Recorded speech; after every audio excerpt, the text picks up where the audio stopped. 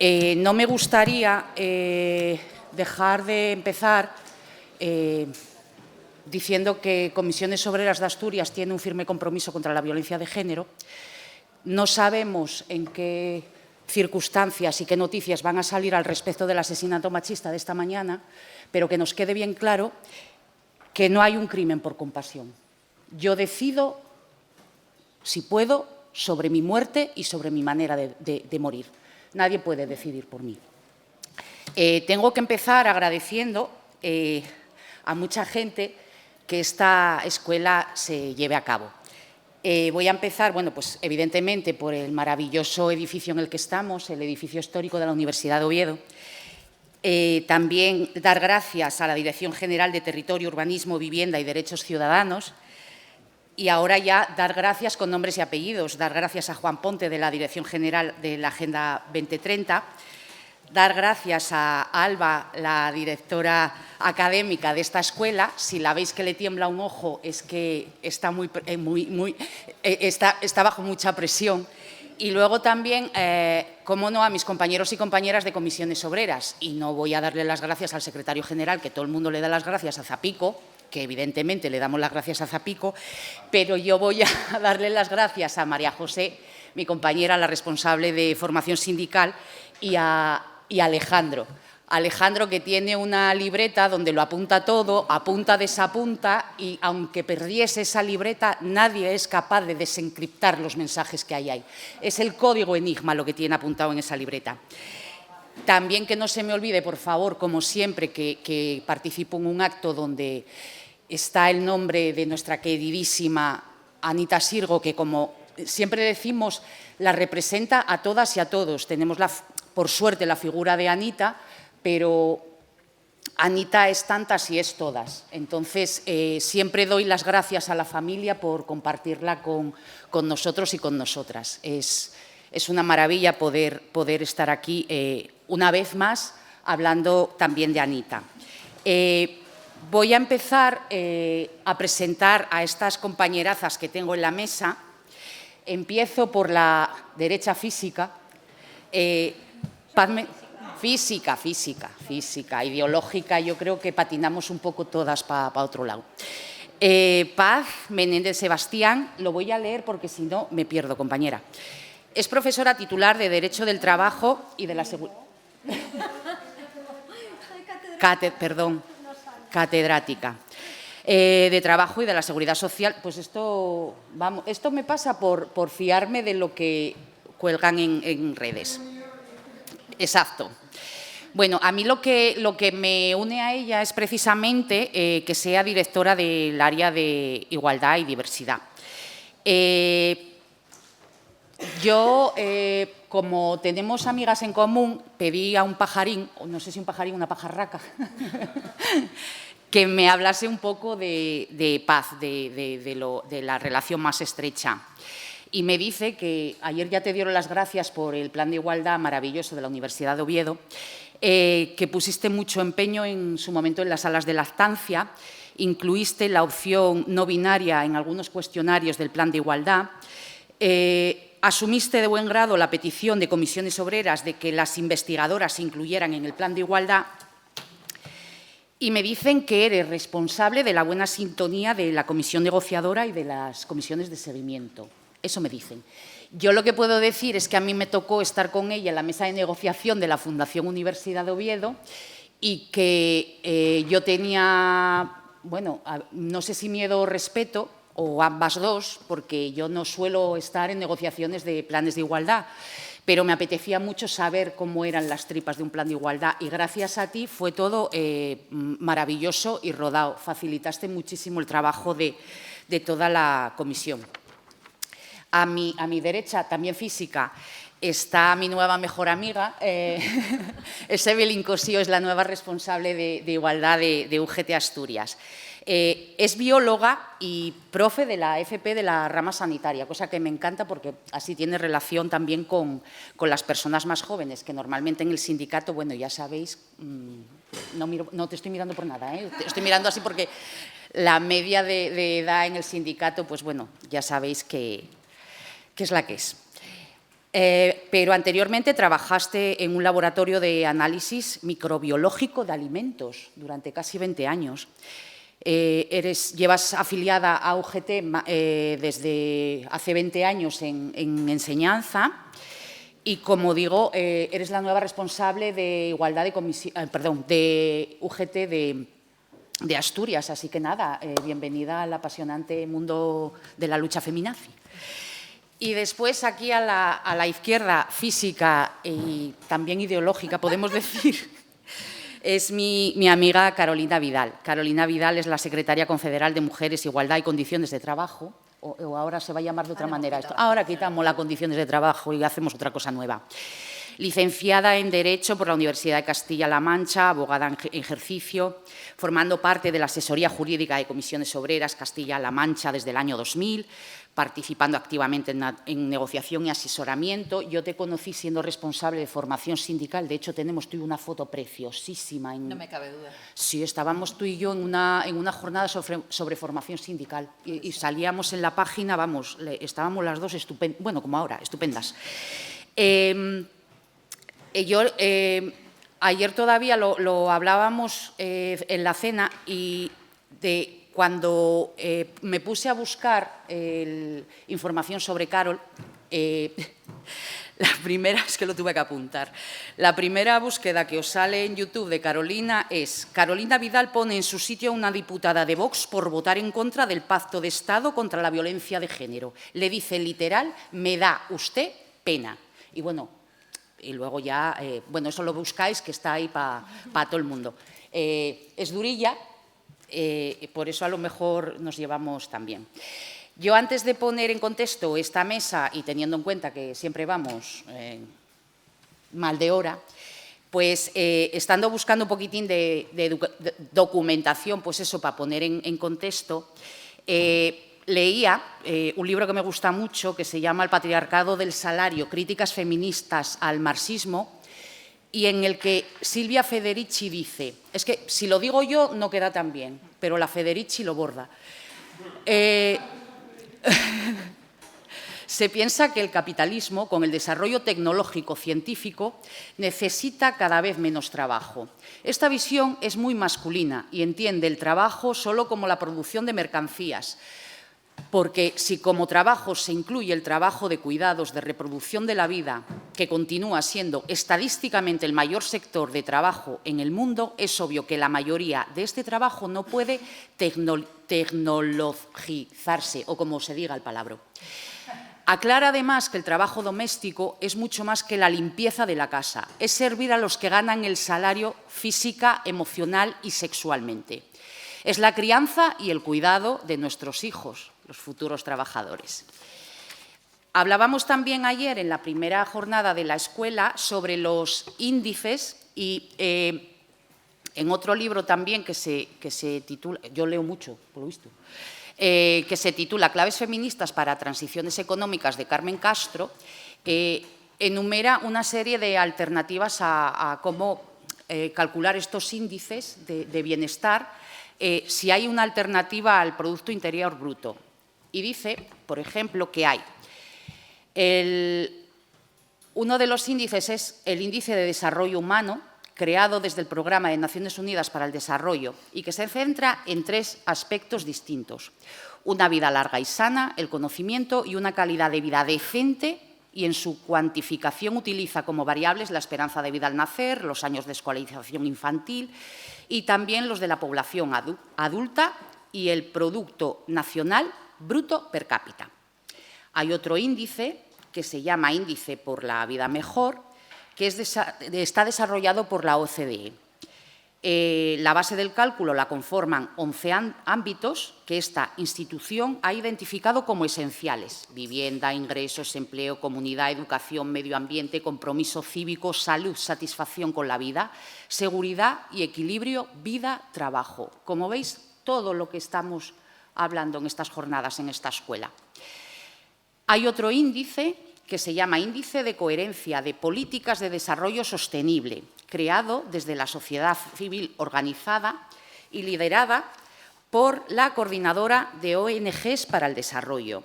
hace un análisis tanto de las políticas que contribuyen positivamente al desarrollo sostenible de un país como aquellas que contribuyen negativamente en este mismo, sobre terceros países, sobre el conjunto del planeta, sancionando o premiando el comportamiento de los países a partir de un enfoque que apuesta por un desarrollo humano sostenible con perspectiva de género, ecologista, basado en los derechos humanos y profundamente cosmopolita.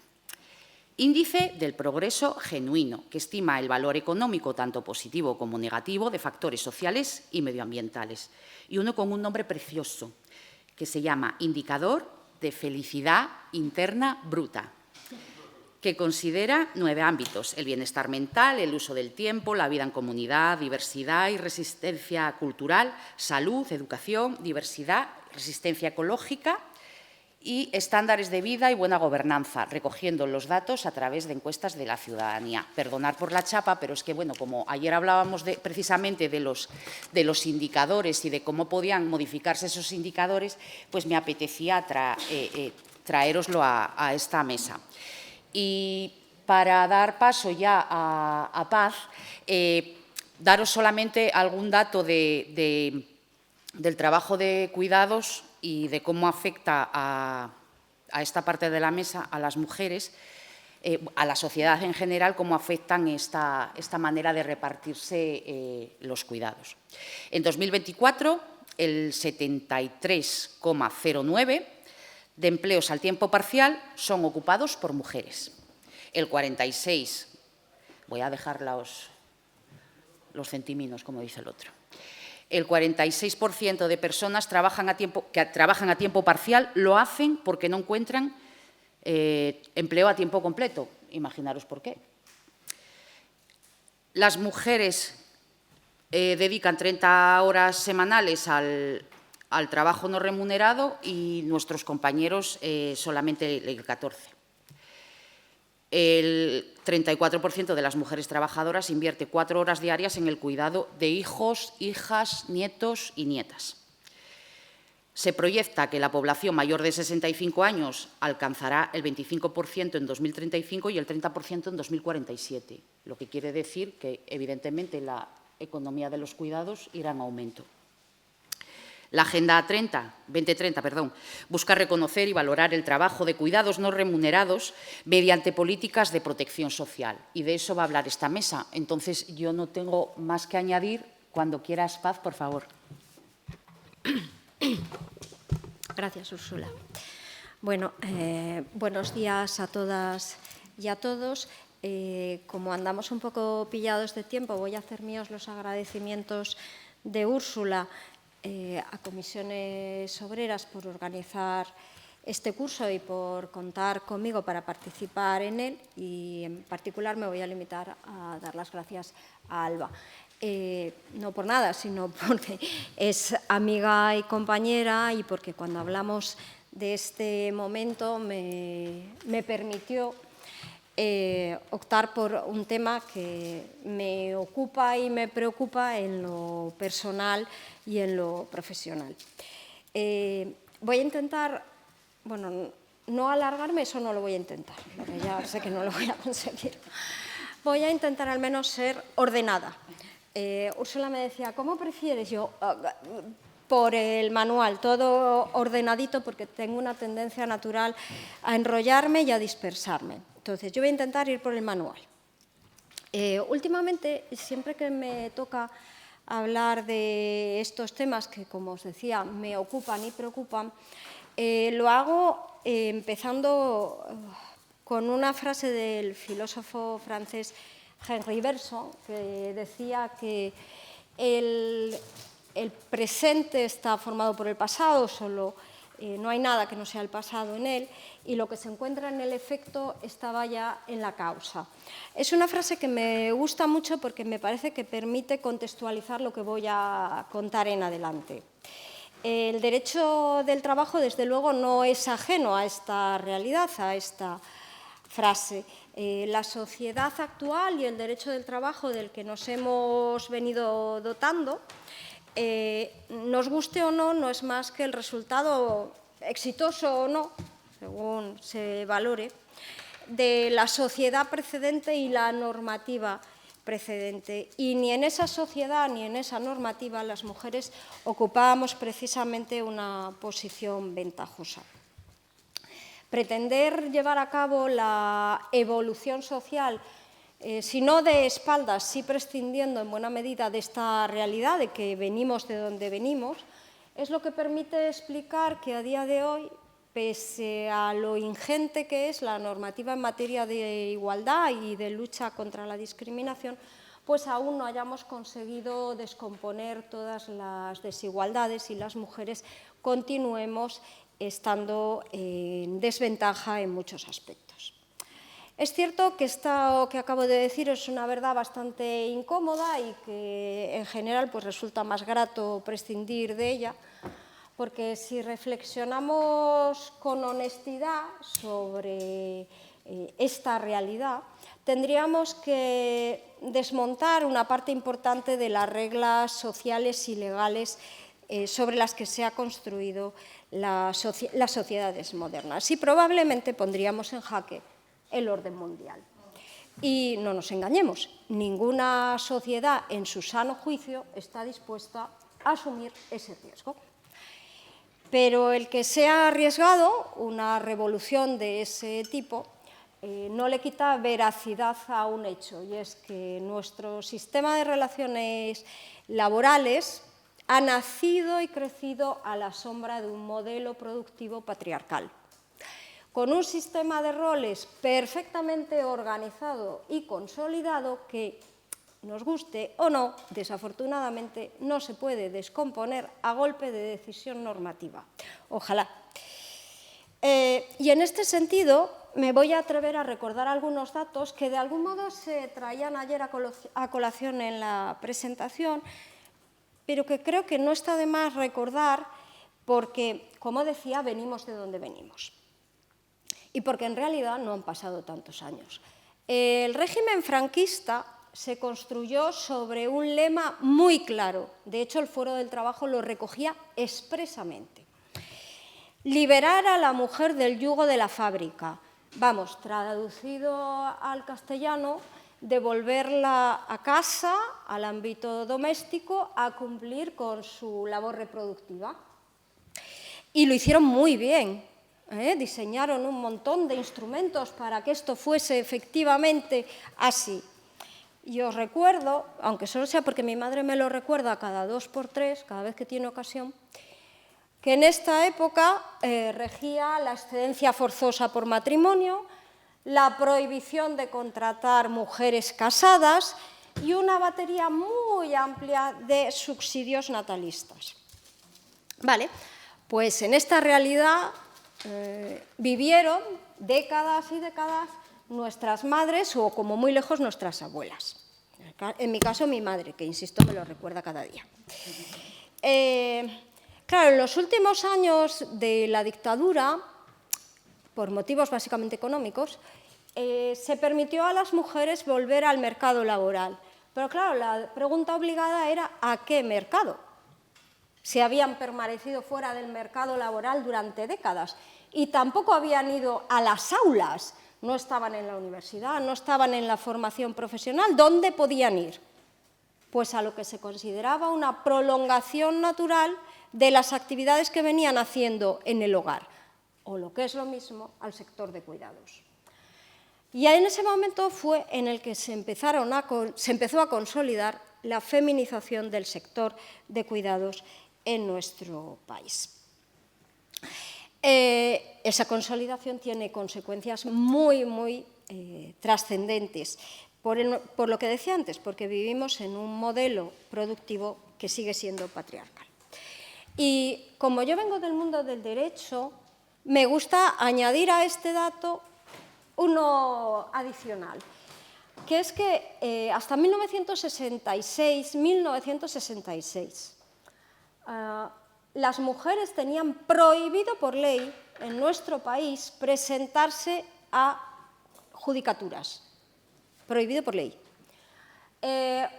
Cuando en 1966 desaparece esta prohibición, poco tiempo después, en el año 1972, bueno, poco tiempo después, aparece la primera jueza que lo fue de distrito, no es una categoría estrictamente de acceso por el sistema clásico de oposición. Este acceso por el sistema clásico de oposición hubo que esperar algún año más para que llegase alguna mujer. Claro, si en este momento se produce el primer acceso, entenderéis que hasta el año 2002 una mujer no llegó al Tribunal Supremo. Lo hizo mi querida Milagros Calvo, con quien me une una magnífica relación. Que ella me contaba, ella fue jueza en 1978 y estaba muy orgullosa de haber sido de las primeras. Juezas de carrera, vamos, por el método clásico. Claro, 2002. Del 2002 tuvimos que esperar algo más de 20 años más para que una mujer, en este caso María Luisa Segoviano, que también tengo la suerte de conocer, llegase a presidir una sala del Tribunal Supremo. Como os podéis imaginar, en ambos casos de la sala de lo social, porque siempre ha ido por delante en esta materia. En todo caso, siendo esta la realidad que hemos venido viviendo, lo que me gustaría que pensásemos es si no es ya momento de replantearse nuestro modelo de relaciones laborales con perspectiva de género. Y ojo, que digo el modelo al completo. No la perspectiva de género, como se plantea ahora algunas veces, como acompañante obligado de bloques normativos. No, no, no. Yo estoy pensando en otra cosa. Estoy pensando en que aceptemos que todas las instituciones del derecho del trabajo que conocemos están al servicio de un modelo productivo patriarcal. Y esto es así. Y esto se ve en todos los ámbitos, pero en el ámbito de cuidados se ve doblemente. ¿Y por qué digo esto? El ámbito de cuidados es sin duda el más feminizado de todos los ámbitos productivos y no productivos. Es decir, trabajo de cuidados profesional o el trabajo de cuidados interno, el que hacemos en casa, ¿no? En el ámbito del hogar. Según los datos de la encuesta de población activa, los últimos que yo he encontrado que se refieren al cuidado, hablan de que el sector de cuidados de larga duración, personas con dependencia o con discapacidad, está ocupado en casi un 81% por mujeres. Más del 75% de las personas empleadas en el ámbito sanitario son mujeres, más del 86% de las personas empleadas en el servicio de ayuda a domicilio sin alojamiento, porque si hablamos de alojamiento subimos el número, son mujeres y, por supuesto, más del 90% de las que prestan servicios en el ámbito del servicio doméstico. Todo esto hay que acompañarlo con la lectura también del dato del convenio, de quienes suscriben el convenio especial de cuidadores no profesionales, que superan en un 88% las mujeres. Hombre, si aplicásemos una lógica, realmente lógica, en la medida en que un adecuado desarrollo de los cuidados es esencial para el progreso de una sociedad. De hecho, la condición de ser humano es inconcebible en sí misma sin que alguien haga estas tareas de cuidado. Digo, si fuéramos lógicos, este sector de cuidados tendría un reconocimiento especial, pero como se considera que son las habilidades esas propias del género femenino, pues el sector de cuidados ha pasado siempre a un segundo plano. A un segundo plano en el valor social y a un segundo plano en la derivada natural de esa falta de valor social, que es el valor económico. Esta temática la trata Alba en su libro de forma magistral. El sector de cuidados, las habilidades necesarias para el sector de cuidados, cuidar, alimentar, limpiar, atender a las personas, se consideran, pues eso, sin valor. Como no tienen valor social, esas habilidades no tienen, por ejemplo, complementos salariales, mientras que la fuerza, que se supone debería también ser innata a la condición masculina, esa sí se retribuye, esa sí tiene un complemento específico. igual le debemos de dar alguna vuelta. Y hago un añadido más. Como esto es lo natural de las mujeres, no se considera que los sectores de cuidado tengan ni una formación especial, ni una especialidad, ni nada. A nivel básico lo puede hacer cualquier persona, y como lo puede hacer cualquier persona, no tiene un reconocimiento especial desde el punto de vista profesional. Lógicamente, esta situación tiene una derivada evidente, y es que cuando las actividades de cuidado se hacen en el marco de empresas, las personas que prestan servicio en esos ámbitos a través de empresas lo hacen con la máxima precariedad. Contratación temporal, contratación a tiempo parcial, que por cierto no guarda ninguna relación con el tipo de actividad que se desarrolla, que no se caracteriza precisamente por la parcialidad. Plantillas con contratas, subcontratas, con una rotación permanente y constante que genera enorme inseguridad a las personas y, por supuesto, sector feminizado, salarios a la baja. Esto está estudiadísimo, no lo digo yo, lo dice los datos. Cuanto más feminizado está el sector, más se tira a la baja de los salarios. Cuanto más masculinizado está el sector, más se tira al alza de los salarios. Luego, si alguien tiene interés, le damos una vuelta a por qué sucede eso. Y luego, estas personas tienen serias dificultades de conciliación, porque aunque los contratos sean a tiempo parcial, es una actividad que requiere muchas veces 24 horas al día. Quiero decir, una necesidad de 24 horas al día, con lo cual estas personas tienen que estar disponibles con serias dificultades para su propia conciliación. Y si esto fuera poco, tenemos el añadido de que estas personas prestan servicios sometidas a riesgos físicos importantes, psicosociales ya ni hablamos, y con frecuencia riesgos con agentes biológicos. Sin embargo, como se considera la derivada natural de la condición femenina, nuestro sistema de enfermedades profesionales no atiende a esta realidad. Un sistema creado en un momento industrial masculinizado, o esos riesgos no se ponen en valor. ¿Qué significa esto? Significa que cuando estas mujeres entran en una situación de incapacidad, ya sea temporal, ya sea permanente, se las remite a la enfermedad común. Y todos sabemos que la protección social frente a la enfermedad común se hace con importes menores, salvo lo que luego diré, y con exigencias específicas y adicionales de cotización. Luego las mujeres tienen más dificultades para acceder a esas pensiones, especialmente a la incapacidad permanente, y cuando consiguen acceder es sobre importes menores. De hecho, yo que últimamente estoy obsesionada con la brecha en pensiones, voy a dar un dato también para que le demos una vuelta. De las pensiones vigentes en abril de 2025, las de incapacidad permanente derivadas de enfermedad profesional percibidas por varones superaban el 67%, por mujeres poco más del 32%. ¿Vale? ¿Porque sufrimos menos enfermedades profesionales? No, porque esas enfermedades profesionales no están reconocidas como tal. Insisto, porque jugamos con las reglas masculinas.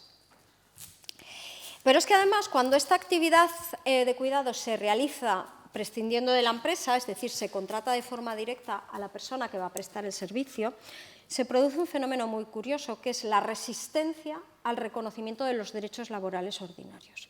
Esa resistencia que durante muchos años apareció en la propia normativa y que ahora empieza a desaparecer en la norma, se debe a dos motivos fundamentales. Primero, la falta de valor, de reconocimiento de aquello que se hace, la que decía antes, y luego otra un poquito más complicada, que es que los hogares, las personas particulares, no somos empresas y no siempre estamos en condiciones de asumir de forma holgada los requerimientos que se exigen a las empresas respecto de sus personas trabajadoras.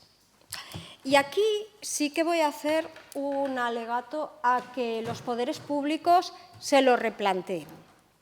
Y me explico. los poderes públicos tienen que tomar partido en esta tensión entre los derechos de las personas que prestan servicios en el entorno doméstico, familiar, y los intereses de las familias. Y esa toma de posición no se puede limitar a decir, usted, hogar, asuma los costes salariales de esas personas trabajadoras como si fuera una empresa. Porque si lo hacemos así, corremos el riesgo de que una parte importante de esa prestación de servicios se vaya a la zona oscura o directamente se prescinda de ella.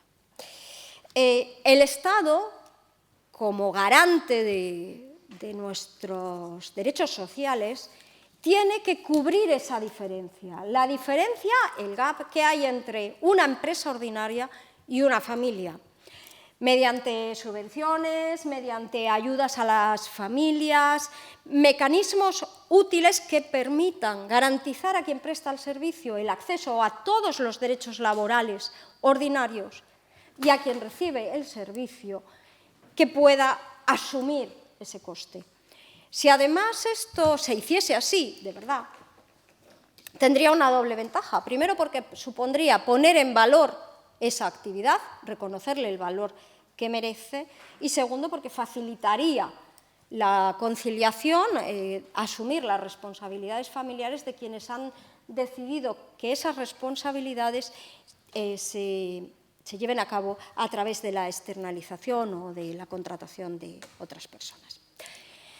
En la otra cara de la moneda, las labores de cuidado interno, las domésticas, y antes lo decía Úrsula, en el sentido de conciliación, primero de los hijos y de las hijas, luego más adelante de los padres, las madres y las personas dependientes, recaen mayoritariamente sobre las mujeres. Tampoco descubro América. Las mujeres dedicamos el doble de tiempo que los varones al trabajo no remunerado, lo decías tú antes. Es verdad que el legislador ha hecho una apuesta clara en la letra de la norma por facilitar la conciliación laboral. Desde hace unos años, un esfuerzo reforzado, diría yo, pero de la conciliación que yo llamo reglada, es decir, la de los derechos laborales. Esta conciliación reglada no es la única que hay que hacer, no es la única que asumimos las mujeres. La no reglada, la que no se acompaña de los derechos específicos, la que asumimos día a día a coste cero, esa es la más problemática. Esa es la que repercute de forma clara o forma más clara en las mujeres. Y en esto, de nuevo, el Estado no se puede limitar a actuar de juez entre la empresa y la persona trabajadora para que en ese juicio opte por cargar a la empresa con, oiga usted, empresa, sea comprensiva con las necesidades de conciliación. Por supuesto que la empresa tiene que ser comprensiva, pero no solo la empresa, el Estado. Porque si no, en el fondo, tiene un efecto boomerang. Y nuevamente el efecto boomerang nos golpea a las mujeres. El Estado tiene que acabar con el hecho de que los derechos de conciliación o la conciliación, tal y como se entiende en la letra de la norma, case mal con la realidad social que vivimos. Qué pena que Alba se haya ido, porque esto lo compartimos muchas veces. La conciliación no reglada, la que os decía antes, se hace cada vez más difícil y el Estado no asume el papel que realmente le corresponde en facilitar esa conciliación. Los derechos laborales de conciliación son imprescindibles para avanzar en la igualdad, por supuesto, pero no son suficientes. Hace falta dar un paso más. Y en esto me voy a basar en cifras que dejan muy poquito margen para la duda. Y algunas de ellas ya las planteaba Úrsula. La renuncia que exige la conciliación, la renuncia laboral y personal que exige la conciliación, ya sea de forma temporal, mediante una excedencia, ya sea de forma permanente, alejándonos del mercado laboral, ya sea de forma parcial, mediante la reducción de jornada, es asumida mayoritariamente por mujeres. El 78,6% de las excedencias de cuidado las disfrutan mujeres. Y aunque el legislador se ha esforzado porque esa excedencia no tenga costes, no perjudique a quien la disfruta, lo cierto es que ese mecanismo de garantías no es absoluto y además no desmonta el efecto indirecto, y es que cuando yo paso a disfrutar una excedencia, cuando vuelvo al mercado laboral no lo hago en las mismas condiciones que si no me hubiera alejado del mercado laboral. Cuando esa renuncia significa inactividad, este dato es todavía más intenso. El 87% de las personas que dejaron su trabajo para dedicarse a atender a hijos o a personas dependientes fueron mujeres, 87%. Sucediendo además que el 90,7% de las personas que no buscan empleo porque se dedican a cuidar son mujeres, casi el 91%. ¿Vale? Y esto, tampoco descubro América, tiene aún más costes para las mujeres cuando deciden reincorporarse al mercado laboral. Esto además hay que ponerlo en relación con la escolarización de los menores. Hace poco salía un dato que decía, bueno, hemos avanzado muchísimo porque el 41,1% de los menores entre 0 y 2 años están escolarizados. Ya, pero eso significa que casi el 60% no. ¿A qué cuidados, qué persona va a estar al cuidado? No hace falta que lo diga, ¿no? Vale. La escolarización de 0 a 3 no es obligatoria y desde luego no es gratuita. Bueno, pues aquí hay que echar los restos, ¿vale? Y hay que echar los restos, nos lo dice la Unión Europea. La escolarización de 0 a 3 años se ha convertido en uno de los pilares de los derechos sociales. Y tenemos que pensarlo. Y me voy al otro lado, la escolarización de los menores, bien, ¿y qué pasa con las personas dependientes? Casi el 25% de las personas dependientes reciben cuidados única y exclusivamente de las personas con las que conviven. Tampoco tengo que decir quiénes son esas personas, ¿verdad? Esto lo pongo en relación con el dato que os daba antes, de que el 88%, más del 88%, de los convenios especiales de cuidadores no profesionales se suscriben por mujeres. Esta renuncia que las mujeres hacemos para dedicarnos al cuidado, sin actividad, tiene un coste muy, muy importante cuando se intenta volver al mercado. Y si hablamos de parcialidad, pues también lo decía Úrsula, pero voy a añadir un dato. El 73,67% de las personas ocupadas a tiempo parcial son mujeres. Ese dato me sirve solo a medias, porque a él hay que añadirle otro. Más casi el 93% de las personas que trabajan a tiempo parcial por cuidados son mujeres. Es verdad que hay un porcentaje importante de parcialidad que viene impuesta y es verdad también que la parcialidad masculina no siempre responde a que me viene impuesta o a que cuido, sino a que tengo otros intereses, por ejemplo, formativos. Esto no nos pasa a las mujeres. Si hablo de personas que trabajan a tiempo parcial para dedicarse al cuidado de personas mayores o dependientes, casi el 80% son mujeres. Bueno, esto ya de por sí es duro de digerir, pero si además tenemos en cuenta los últimos pronunciamientos del Tribunal de Justicia, que tengo que decir para mí incomprensible este en particular, que ha dicho que cuando accedemos a la incapacidad permanente por contingencia profesional no es contrario a derecho de la Unión Europea, que el acceso cuando se hace con una reducción de jornada por cuidado, por lo tanto, con un salario reducido, por lo tanto, con una base reguladora muy reducida, eso no es contrario al derecho discriminatorio. Hombre, si yo cruzo cifras, es bastante evidente que las afectadas por esta situación son mujeres. Si me dice que no es discriminatorio, yo ya es que no entiendo nada, que también puede ser, y con esto entro ya en la última reflexión que quería dejar aquí. La brecha salarial, la brecha de cuidados es importantísima, es gravísima, bien, pero es que hay que ponerla en conexión con la brecha de las pensiones, porque esa es de más larga duración.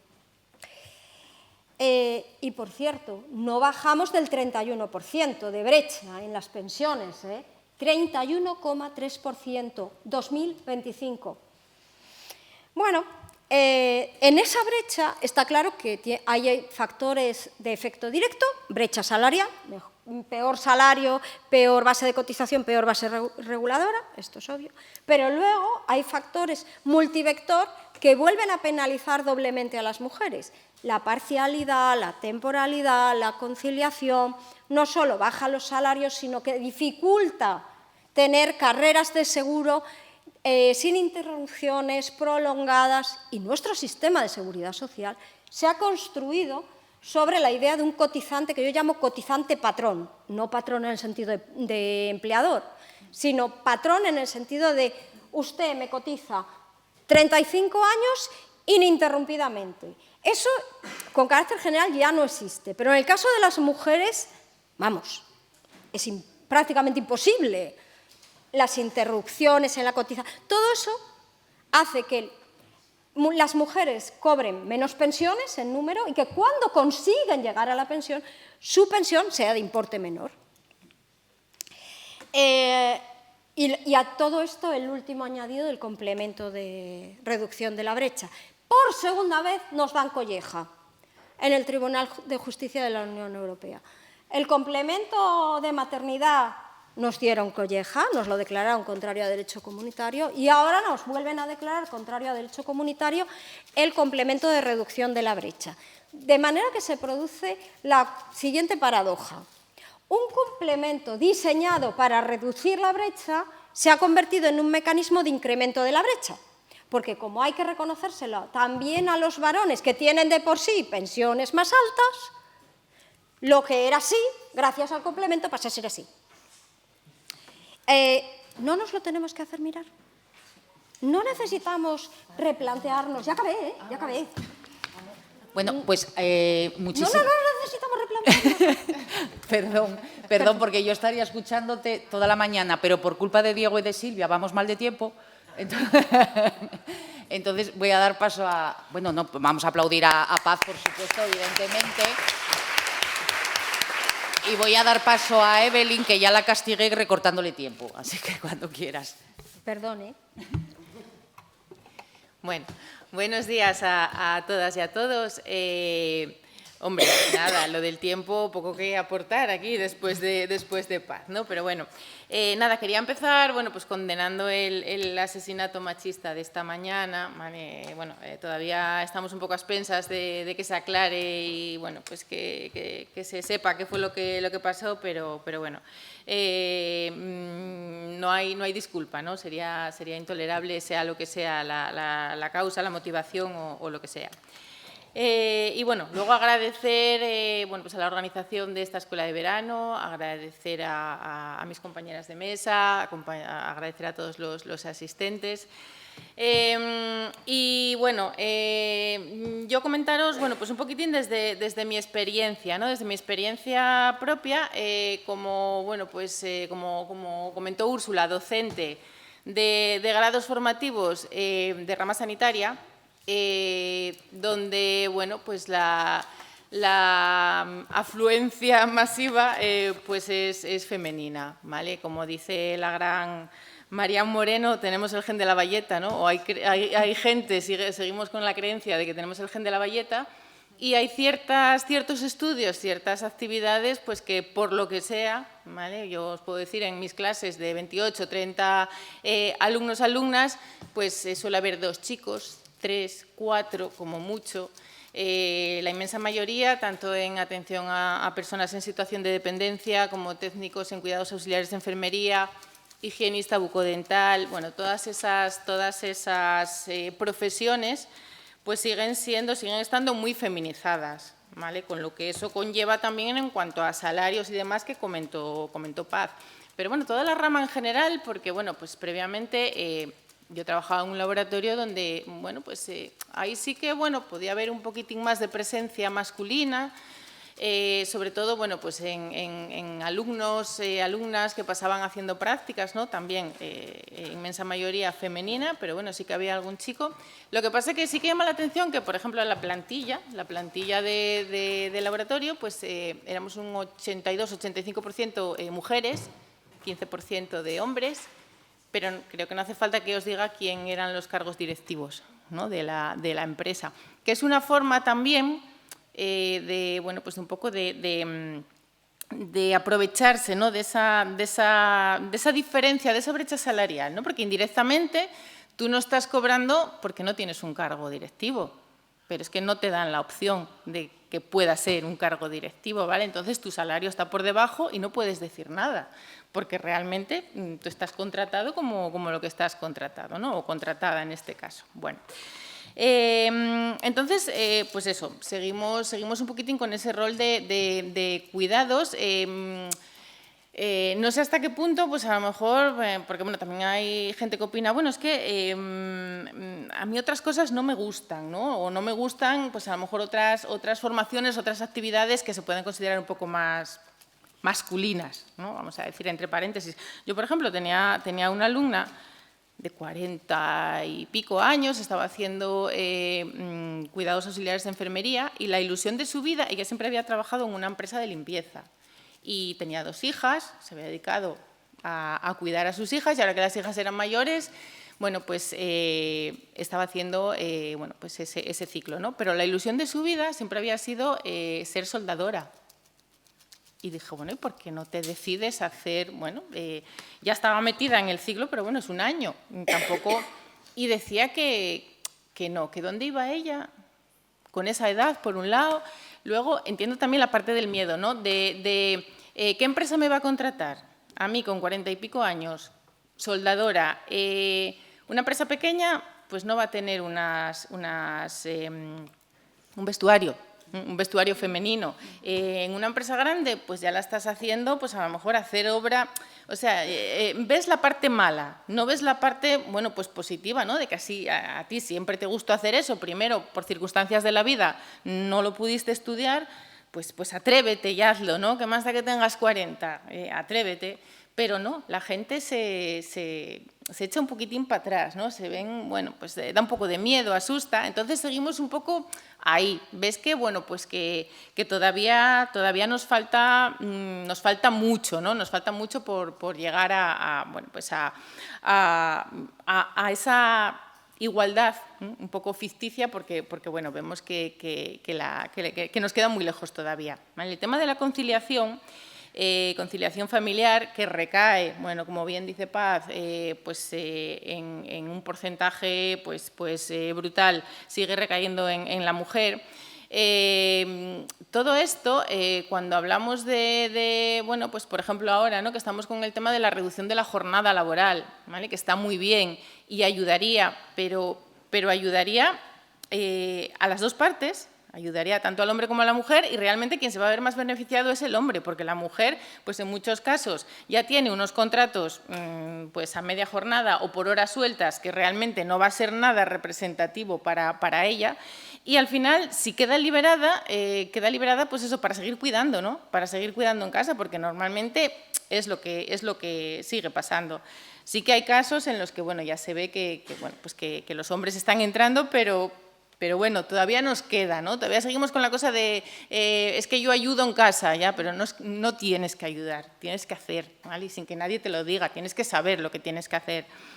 Y luego también, pues un poco,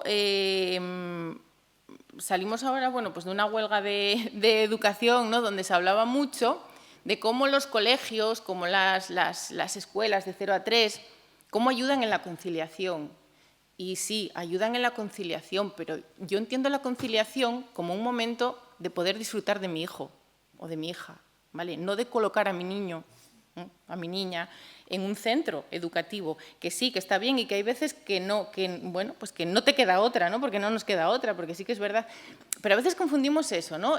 Para mí conciliar no es poder dejar a mi hijo o a mi hija y que me lo cuiden otros, ¿vale? Para mí la conciliación real sería con mi empresa, ¿vale? Sería una negociación con mi empresa en la que yo tuviera un determinado tiempo, unas determinadas horas, que no repercutiera en mi salario, ¿vale? Y que yo de alguna forma me pudiera dedicar pues, a disfrutar, ¿no? de mi hijo, de mi hija. Yo creo que esa es la conciliación real, no dejar a los críos, bueno, pues, crías ahí apartados.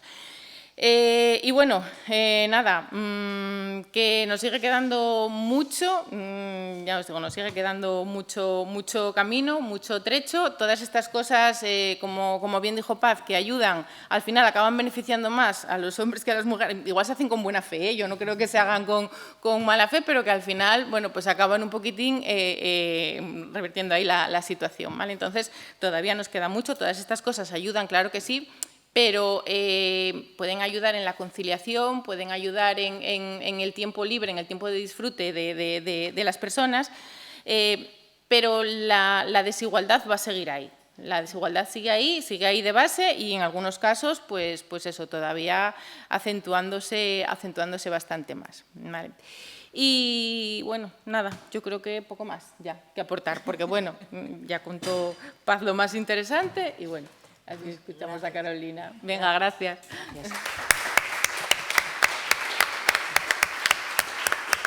Es que, claro, Paz juega primera división, es que contó mucho y muy bien, entonces pisa las intervenciones de todo el mundo. Bueno, Carolina. Bueno, buenos días. A mí me oís bien, ¿no? Porque yo tengo una voz así, ¿eh? En primer lugar, buenos días a todas y a todos. Encantada de estar aquí. No podía ser de otra manera que agradecer a las Comisiones Obreras de Asturias darme la oportunidad, primero, de estar toda la noche pensando si me voy a trincherar para siempre aquí, por el tiempo este que tenéis tan maravilloso, porque ayer cuando bajé del tren dije, este es mi sitio vital. Porque pasé de los 42 a los 22 en 2 horas y media, y eso es una cosa maravillosa. Y entonces, pues, de lo primero que he disfrutado es de eso, más que de nada, ya os lo digo. Así es que dar las gracias por invitarme en este lugar maravilloso de la universidad, que además, viendo la foto de nuestra querida Anita, me recuerda aquello de obreros y estudiantes unidos y adelante, ¿eh? Porque que las comisiones obreras estemos en un palacio del rectorado de tanto abolengo, yo creo que es otra cosa de las grandes aportaciones de la democracia, ¿no? Entonces, bueno, agradeceros, como no puede ser de otra manera, a Zapico, al secretario general, a mi querida amiga y compañera Úrsula y a mis compañeras de mesa, ¿no? Dice nuestro gran amigo Joan Coscubiela, amigo y compañero, que el feminismo cae como una lluvia fina, ¿no? Y cae como una lluvia fina y ha ayudado preferentemente a lo que más ayuda el feminismo, que es a transformar la sociedad, porque el feminismo, si es algo, es un motor de transformación, ¿no? Decía la compañera de UGT antes que nos queda todavía, y antes en las declaraciones a la prensa que me pedían, nos preguntaba cuáles son las circunstancias por las que han asesinado a una mujer en Asturias esta mañana, ¿no? Y conocer las circunstancias. No hay circunstancias. Las circunstancias son que somos mujeres y que en el mundo actual cada 10 minutos muere una mujer en el mundo por el único hecho de ser mujer. Esta violencia y las discriminaciones que sufrimos las mujeres son claramente estructurales, lo decía ella también. Y estas discriminaciones, decía la compañera que ha hecho una intervención magistral de la universidad, a la que agradezco su intervención y sus reflexiones, estas discriminaciones se resuelven, decía ella, con leyes, es decir, un modelo laboral que ha crecido, decía ella, con un modelo patriarcal. Se resuelven haciendo leyes, pero como bien conoce mi querido compañero y maestro Enrique Lillo, que está allá al fondo, las leyes tenemos que interpretarlas con perspectiva de género, porque efectivamente interpretarlas con perspectiva de género supone que los derechos subjetivos que obtengamos las mujeres de la aplicación de esas leyes tienen que estar, evidentemente, especiados con la perspectiva de género, también desde la magistratura y también desde la judicatura, ¿no? Por tanto, tenemos que hacer varias cosas. Tener leyes que reconozcan efectivamente el derecho a la igualdad, desde luego aplicar con perspectiva de género y juzgar con perspectiva de género. Y desde luego, desde las organizaciones sindicales, nos queda otro reto mayor, que es negociar y llevar al diálogo social la perspectiva de género. Y yo creo que aquí tenemos que entonar varias autocríticas, entre otras, valorar profundamente el papel de la negociación colectiva en materia de igualdad. Y claro que lo tenemos que modernizar. Y tenemos que modernizarlo porque, efectivamente, la división sexual del trabajo está claramente afectada por ese trabajo de cuidados que hemos venido siempre haciendo y nuestras relaciones laborales tienen condiciones de trabajo más precarias, entre otras cosas, porque tenemos que cuidar. Es así de sencillo. La brecha salarial, efectivamente, en este momento es la más corta que tenemos desde la democracia. Y es la más corta por influencia de las dos grandes medidas feministas que han salido del diálogo social, las más feministas probablemente, y han sido una, la subida del salario mínimo interprofesional, dos, terminar con la reforma del Partido Popular que nos dejó la brecha salarial y la brecha en materia de contratación más grande de todos los tiempos en nuestro país. Pero es verdad que nos queda, porque la brecha salarial es consecuencia, no es un número que sale de una resta y una sencilla suma. La brecha salarial es consecuencia de otros muchos factores que tienen que ver, entre otros, y lo decía la compañera, con los complementos salariales que percibimos, que son complementos salariales que valoran la puesta a disposición del tiempo al sistema productivo. ¿Qué se valora? Se valora la nocturnidad, la turnicidad, los fines de trabajar en festivos, complemento de disponibilidad, complemento de localización, horas extras, todo es disposición del tiempo al sistema productivo. Nosotras no somos dueñas del tiempo. Tanto es así que la brecha salarial descendería un 38% si fuéramos capaces de modernizar la negociación colectiva. Y lo decía la compañera también, valorando salarialmente otro tipo de complementos al salario base que podemos aportar las mujeres. Evidentemente, la otra parte de la brecha, lo hablábamos también, es el tiempo parcial. Y no podemos trabajar a tiempo completo porque tenemos que cuidar. Y aquí, además, tenemos que valorar de nuevo la importancia de la negociación colectiva, porque desgraciadamente estamos utilizando el tiempo parcial para poder conciliar corresponsablemente, porque no tenemos tiempo de trabajar a tiempo completo. Y hay una otra parte que es lo que afecta la maternidad todavía y lastra las relaciones laborales de las mujeres. Mirad, hay una cuestión muy curiosa y es que, a pesar de que en este momento tenemos más mujeres trabajando que nunca y más mujeres de manera indefinida que nunca y más mujeres a tiempo completo que nunca, hoy tenemos los datos del paro y el desempleo en las mujeres sigue estando en el 60,72%, menos que nunca, pero seguimos teniendo más desempleo efectivamente que ellos. Y a pesar de estos datos, la brecha de actividad sigue estando igual que hace 10 años. En 10 puntos. Es decir, hay más mujeres trabajando que nunca, pero también más hombres trabajando que nunca. ¿Por qué? ¿Por qué la brecha de actividad no seguimos haciéndola descender? Entre otras cosas, porque cuando valoramos, y hablábamos antes de las pensiones, hace pocos días salió con declaraciones de comisiones obreras de nuestro sindicato, hablaba de cómo desciende la brecha en pensiones entre hombres y mujeres, pero por qué efectivamente la brecha en pensiones es mayor que la brecha de actividad en el trabajo entre hombres y mujeres. Evidentemente porque las mujeres que llegan en este momento a la edad de jubilación parte de una realidad laboral todavía inmensamente peor a la que tenemos nosotras en este momento. Son mujeres que abandonaron muy pronto la carrera profesional, que no se han incorporado hasta más tarde y que constituyen y conforman en este momento la cara de la pobreza en este país, que es una mujer que cobra una pensión.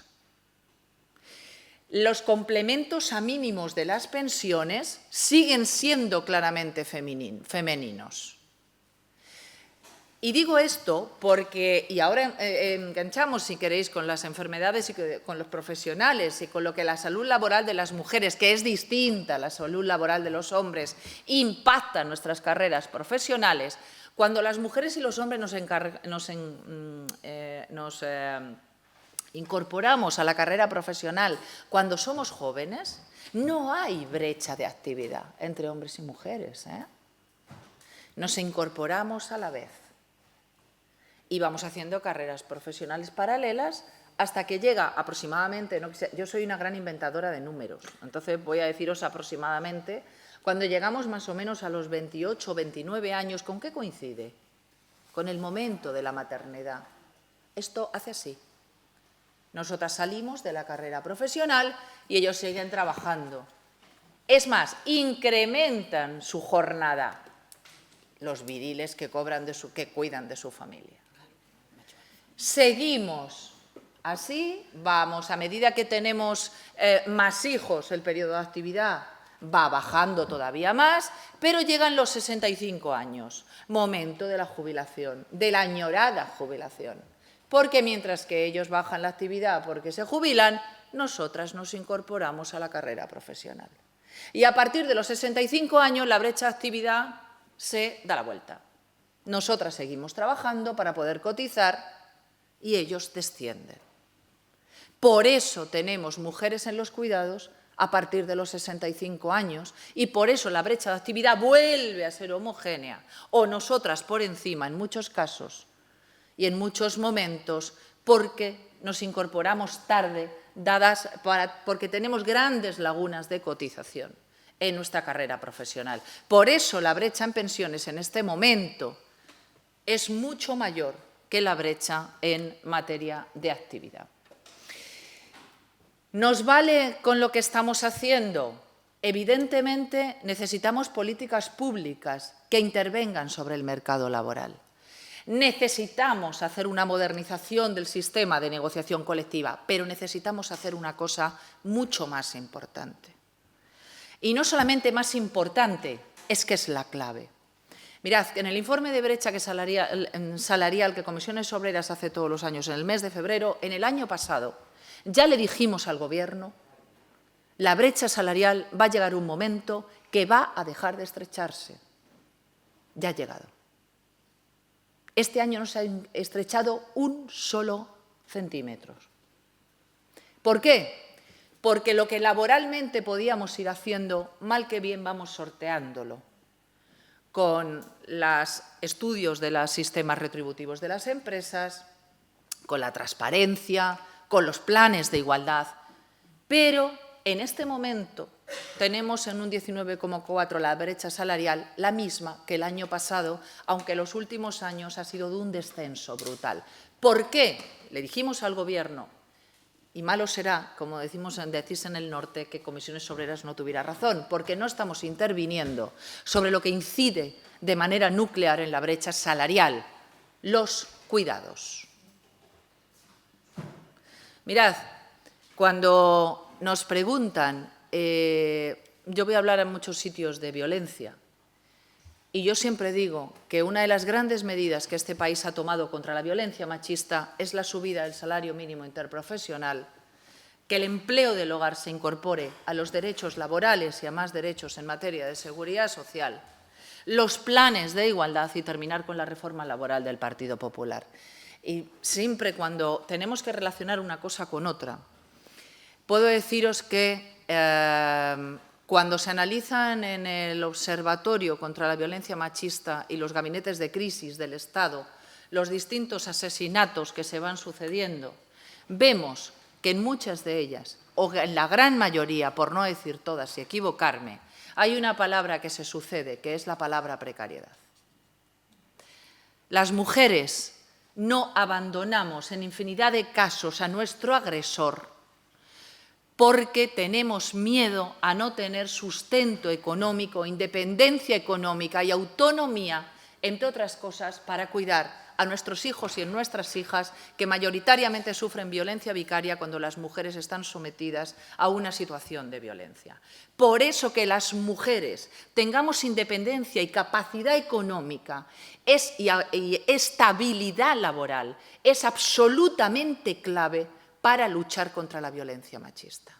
No es posible, salvo en situaciones de emergencia, que una mujer dé el paso a tener a sus hijos e hijas en la calle por no tener capacidad y autonomía e independencia. Y lo que nunca hará mayoritariamente es abandonar a sus hijos y a sus hijas en manos de su agresor.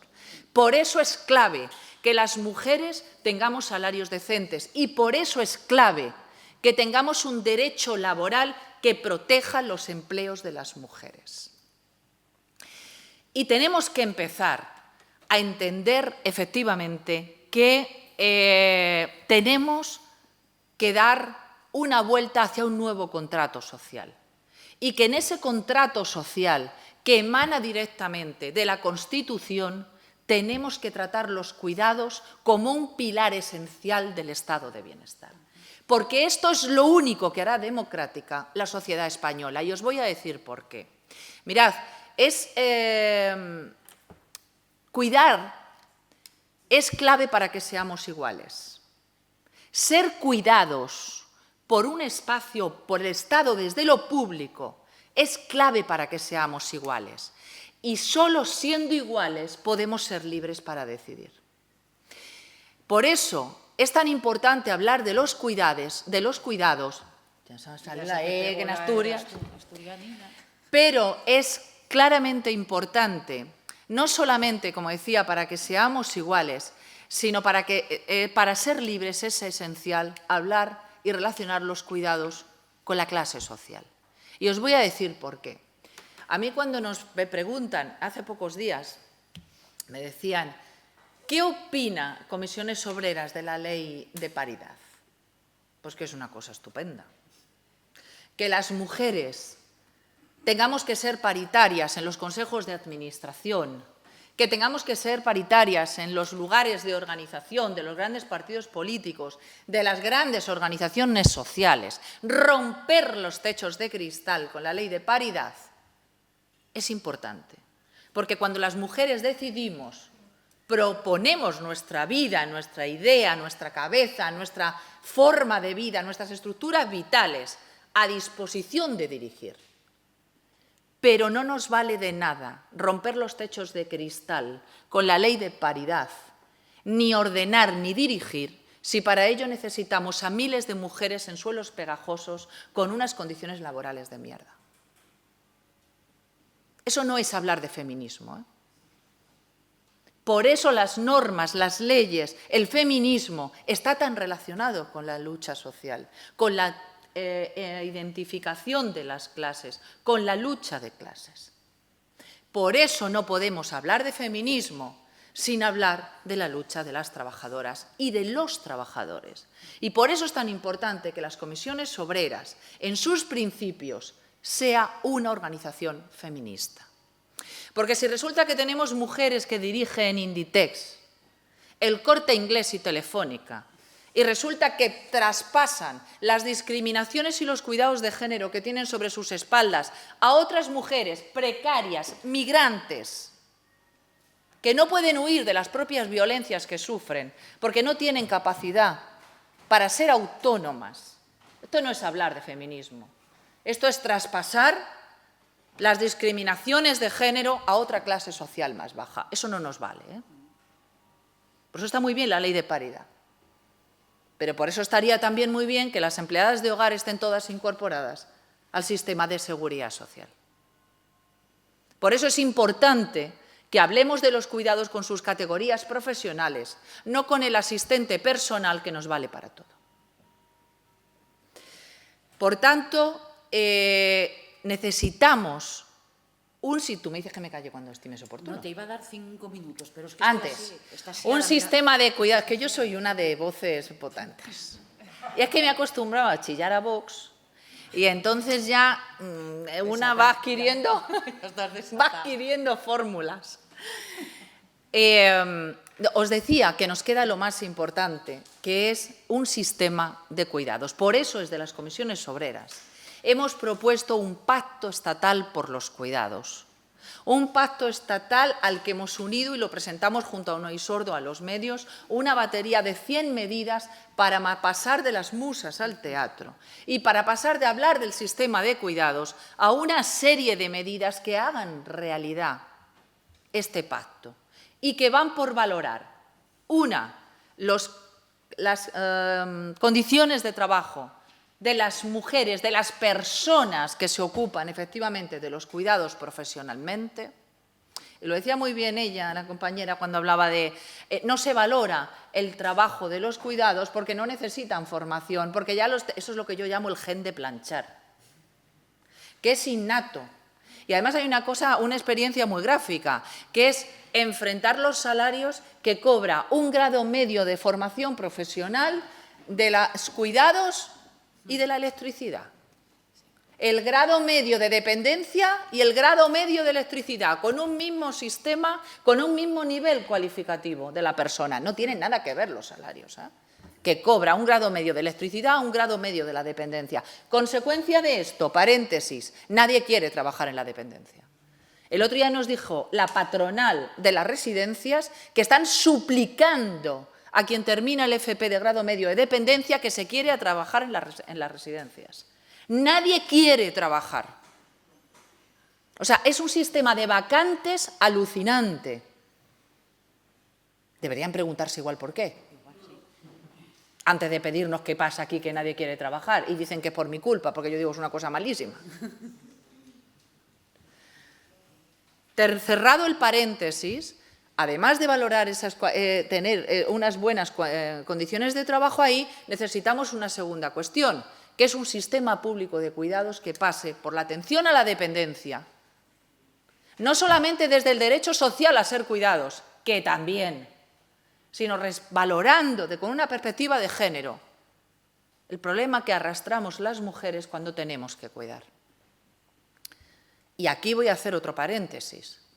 Desde las comisiones obreras no nos gusta absolutamente nada esto que reformula permanentemente la ley de la dependencia, que son pagar para la cuidadora no profesional se quede en casa. Porque esto es añadir más precariedad y más discriminación a las mujeres que cuidamos de manera no profesional. Es una forma de devolvernos a nuestras casas. Por eso luchamos, entre otras cosas, contra el teletrabajo, cuando se dijo, es que esto es una forma de conciliar. Yo dije, madre mía, por Dios, lo estoy viendo, todo lleno de mujeres teletrabajando. Es una forma de organización del trabajo, no un sistema de conciliación, porque el teletrabajo, si lo utilizamos como conciliación, es de todo menos corresponsable. Y hay una tercera pata que tenemos que mirar, el derecho social a ser cuidados, mirar las condiciones efectivamente de trabajo, y hay otra tercera pata que es hablar en ese pacto estatal por los cuidados, evidentemente, de los derechos de igualdad. Y termino con una cuestión. Mirad, cuando la Constitución del 78 define efectivamente un Estado social y democrático de derecho, definió los dos grandes derechos pilares que hacen que el contrato social y la democracia sea igual independientemente, y son los grandes baluartes de la sociedad española. Ojalá no nos dejemos que terminen con ellos. Por algo es. Y aquí dejo un elemento para el debate, que es la educación y la sanidad. Y tenemos derecho a la educación, tenemos una ley de educación y tenemos una ley de sanidad. Pero hay otro pilar clave entre hombres, mujeres y entre clases sociales que acabamos de hablar de él, el derecho al cuidado. ¿Alguien se ha planteado por qué en la Constitución jamás se menciona el derecho al cuidado? Porque ya estábamos nosotras para cuidar. No había ninguna necesidad de hacer que el Estado social tuviera que cuidarnos. Por eso estamos pidiendo al Gobierno que sea valiente y saque adelante una ley del cuidado que defina qué es cuidar y qué es persona cuidadora y cómo tenemos derecho a que el Estado nos cuide. Entre otras cosas, para que eso no recaiga sobre nosotras. Y la consecuencia de esto es que ese Estado social y democrático de derecho no tiene el mismo... Eso será un Estado social, pero no nos da los mismos derechos a todos y a todas. Y no es igual de democrático para todos y para todas. Porque la democracia no es la misma para hombres y para mujeres en este país. Igual lo tenemos ya que decir. Porque nosotras tenemos una obligación, que es cuidar de la vida. Y ahí tenemos la referencia de la pandemia. Y termino con el título de este debate que traíamos aquí. En este momento el tiempo es poder. Y nosotras no somos dueñas de nuestro tiempo porque tenemos que cuidar. Por tanto, la sociedad nos ha condenado a cuidar de la vida y a que demos el poder del tiempo a los hombres. Tienen tiempo para jugar al pádel, para formarse, para ver la tele, para informarse, para ver todas las cosas que dan poder. Por tanto, tenemos que hacer que ese poder de ordenar y organizar la democracia recaiga también sobre nosotras. Y eso tenemos que hacerlo, efectivamente, organizando el tiempo y siendo, efectivamente, corresponsables. Me ha encantado cuando hablabas, efectivamente, y con esto de verdad que termino, Úrsula, te lo prometo por Dios bendito, aunque no sé si Dios me hace a mí mucho caso siendo de comisiones, pero bueno. Mirad, termino con una cuestión, hacía alusión, y lo hablábamos ayer, en ese odio tan poco poderoso que nos tiene Vox, algunas y algunos, o a casi todas, en este país, ¿no? Esto no va solamente de estar en contra del feminismo y de estar en contra de las mujeres. Esto va de una cuestión de reparto del poder y de reparto de la democracia. Y esto es muy fácil. Si la sociedad es así de grande y quitamos a las mujeres del reparto de la riqueza, del poder, del tiempo y de su capacidad para decidir incluso sobre sus cuerpos, por eso se manifiestan en contra del aborto. ¿O es que creéis que las mujeres de la derecha no abortan? Lo que no quieren es que el aborto sea público, libre y gratuito para todas. Esto es una cuestión de reparto de derechos. Si quitan a la mitad de las mujeres de las decisiones y además quitan al colectivo LGTBI y además quitan a los migrantes y además quitan a no sé quién, ¿cuánta gente les queda? Se quedan ellos. Hombre blanquito de la derecha para repartirse no solo el poder económico, sino también los derechos de la democracia. Y así deciden quién aborta y quién no. Deciden quién tiene dinero y no, como en los 60, ¿os acordáis? Para abortar. Por eso no quieren que sea desde lo público ni que sea gratuito. Y por eso deciden dónde se trabaja. Y por eso deciden que igual no se oponen tanto a la ley de paridad, pero sí a otros derechos de las mujeres. Por tanto, esto va del reparto de la democracia. Esto os atañe también a vosotros y necesitamos a los hombres de este país para decir que sí a la democracia y efectivamente y no a sistemas totalitarios a los que nos quieren devolver. Las enfermedades profesionales también tienen mucho que ver con eso. ¿Por qué nosotras tenemos gran parte de los accidentes sin itíneres? Porque no somos dueñas del tiempo, ni siquiera para ir despacio con el coche. Yo soy madre de familia numerosa y siempre cuento que cuando mis hijos eran pequeños, yo, la de comisiones, por eso os digo que esto es una cuestión de género que se repite en cualquier sitio. Yo me llevé una valla de un parking porque iba por mi hijo a la guardería tarde y no tuve paciencia a esperar que se levantara. Esa es la vida de las mujeres. Esa es la vida de las mujeres. Por eso es clave que seamos dueñas de tener el poder de nuestro tiempo para hacer más democracia. Así es que gracias, ánimo y seguimos.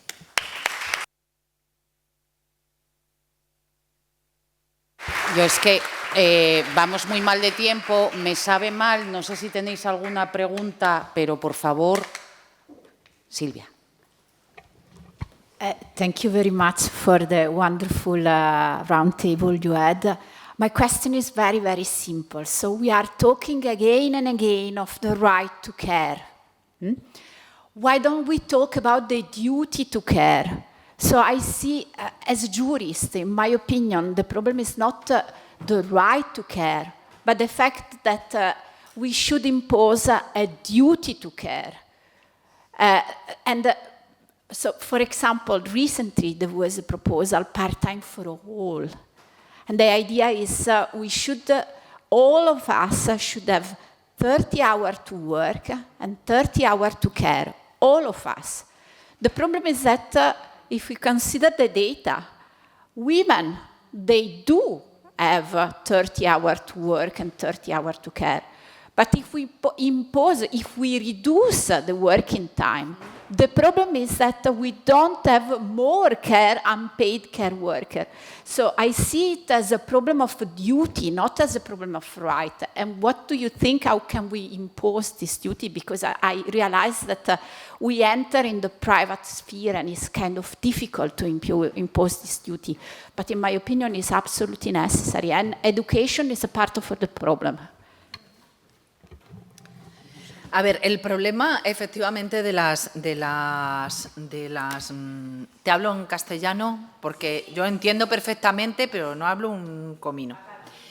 El problema que tenemos efectivamente es que resulta efectivamente, decías, imposible trabajar y cuidar efectivamente a la vez. Pero es que hacia donde tenemos que ir es efectivamente a no decir que el problema es el derecho a ser cuidados. El problema es compaginar el cuidado.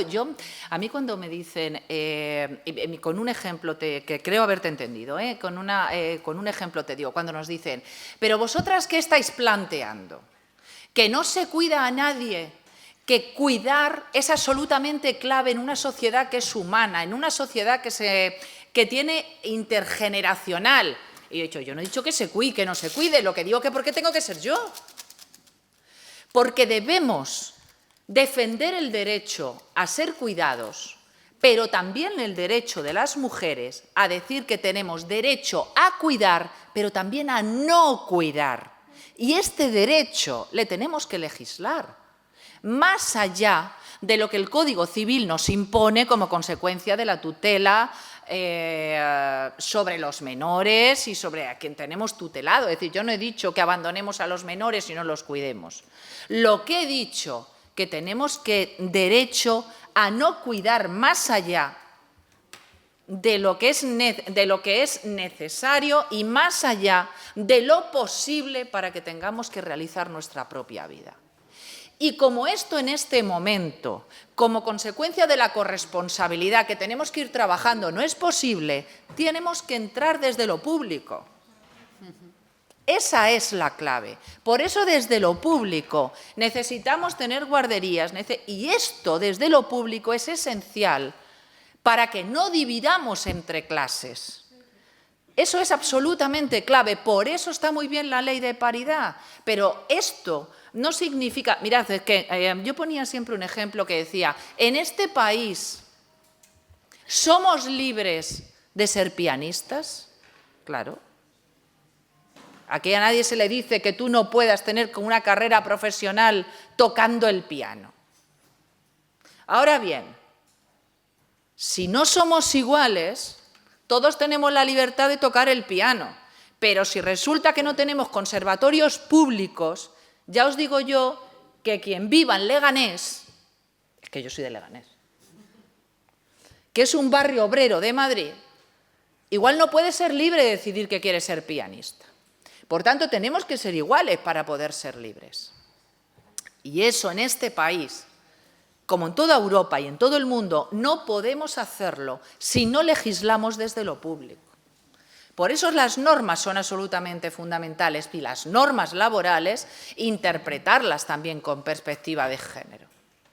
Por eso es clave también que la perspectiva de género esté en los tribunales, Quiero decir con esto, igual os he hecho una exposición extremadamente amplia, pero es que la vida de las mujeres está toda y absolutamente, todos sus puntos de vista interrelacionados, todo absolutamente, por esa concepción patriarcal de la que decía ella. Podemos hablar de lo que queráis, si queréis hablamos de la salud, no solo de la salud laboral. La mayor parte de los cuadros clínicos habituales que conocemos, los conocemos por los diagnósticos y por la clínica de los hombres. En este país mueren muchas más mujeres de infarto que hombres, cuando resulta que hay muchos más infartos en hombres que en mujeres. Pero es que las mujeres no sabemos detectar que nos está dando un infarto. Eso lo he sufrido yo en mis carnes, como bien sabéis casi todos y todas. Y yo no fui capaz de detectar que me estaba dando un infarto, porque la clínica de las mujeres es distinta a la de los hombres. A las mujeres no les duelen los brazos, ni se les entume nada, ni estas cosas que conocemos de los infartos. Quiero decir con esto, el problema es que la vida está constituida con unos valores patriarcales que tenemos que empezar a destronar. Y con eso tenemos que legislar y hacer sentencias y hacer políticas públicas y hacer todo efectivamente lo que configura. Por tanto, tenemos que ir hacia un nuevo contrato social y hacia un nuevo Estado social y democrático de derecho. Y eso es lo que está haciendo el feminismo. Por eso la derecha y la ultraderecha ataca profundamente los valores feministas. Y con ello ataca a la democracia, porque lo que no quiere es un reparto de poder.